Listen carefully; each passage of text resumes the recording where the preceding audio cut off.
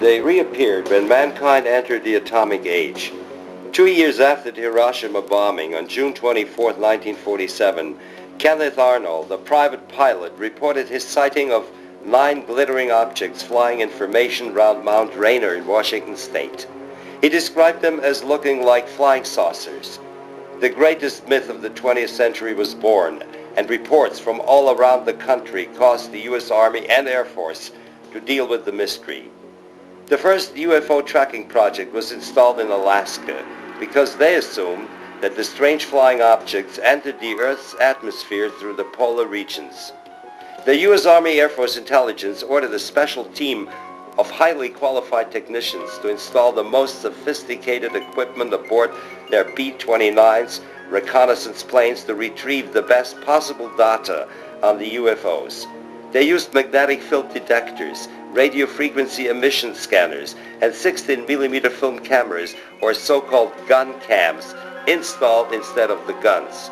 Also, the pilots were equipped with 8, 16, and 35mm hand cameras, also press cameras, including 8x10 Fairchilds, the most precise camera of that time, using 8x10-inch wide negatives. The project was placed under the command of Lieutenant Colonel Wendell C. Stevens from the Foreign Technology Command of the Air Materiel Command, posted to Alaska for this mission. And my job was to supervise the team that installed this equipment, and it was also to brief the crews before they departed on their mission and tell them what kind of equipment they had aboard and how to use it and what to look for.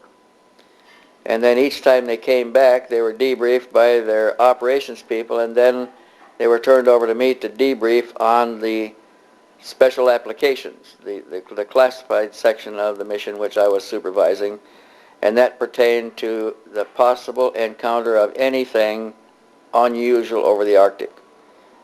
And sometimes they came back with interesting reports. I heard in the debriefings, I heard statements, and I copied them and sent them forward to Washington, describing objects that approached the bombers head-on, stopped in midair, and picked up, reversed to the same speed the bomber was flying. And it would remain in a formation position on the bomber for minutes and then fly away. They reported seeing aircraft or flying objects in the sky that were flying 10 times as fast as the B-29s could fly. They reported seeing objects that stopped in the air right next to the B-29, took a position with it, and stayed there for minutes.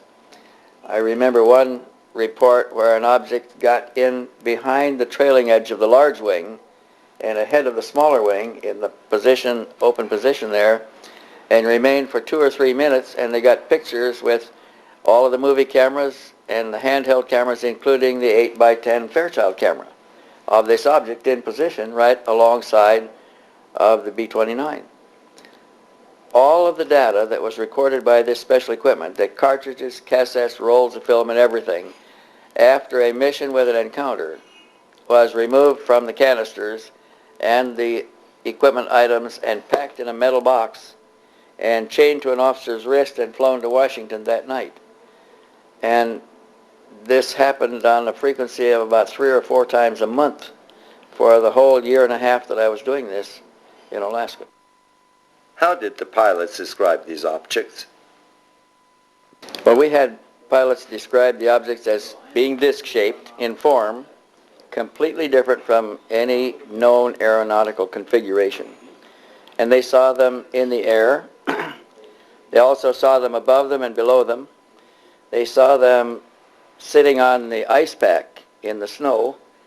And this was remarkable because we required a great deal of support equipment to launch the B-29s. Heaters, gasoline trucks, many things. And here are objects sitting on the ice pack that don't have any support equipment at all visible. Nothing. They arrived and landed and apparently can take off. We saw them take off. Pilots saw them take off from this ice pack and fly away. They saw them land on the water and submerge and disappear. Others saw them come to the surface, rise out of the water, and fly away. And all of these things clearly exceeded all known technological developments in the world of that time, in 1947.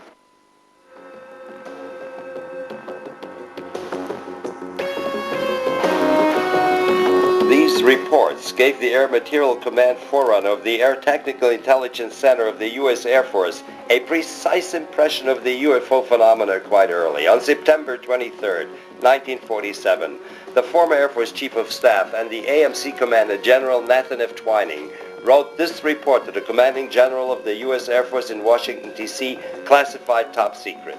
The phenomenon is something real and not visionary or fictitious. There are objects approximating the shape of a disk of such appreciable size as to appear to be as large as man-made craft. As filmed in May 1964 by Dr. Daniel Fry, a rocket engineer from Maryland, Oregon, the reported operating characteristics such as extreme rates of climb, maneuverability and action lend belief to the possibility that some of the objects are controlled either manually, automatically, or here, an Australian TV team on December 31st, 1978. Clearly, we see a luminous dome, a rim around the center, and big portholes. It maneuvered in such an incredible speed that it left this track on just a single picture of the film. No terrestrial aircraft is able to fly in such a pattern, obviously defying the laws of gravity.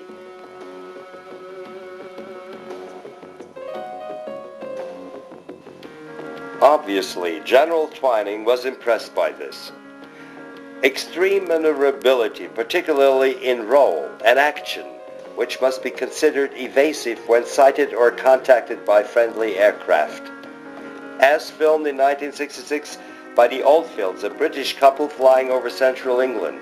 Here again in slow motion, the Zeppelin-shaped UFO performed U-turns in a third of a second. No terrestrial aircraft could do this. The apparent common description of these objects is as follows: circular or elliptical in shape, flat on the bottom and domed on top. As here on a film taken by a TV crew from New Zealand on January 2nd, 1979. Here we see the rotating disc from the top.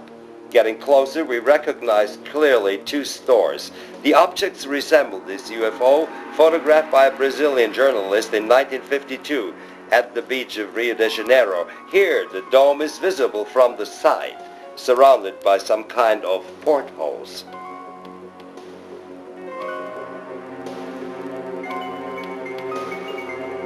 This sensational series of pictures of a dome-shaped UFO was taken by the mechanic Paul Villa on June 16, 1963, near Albuquerque, New Mexico. Here, the metallic reflecting dome is surrounded by a whitish force field. Villa, who claimed to be in contact with extraterrestrials, shot a second series of pictures on April 18, 1965.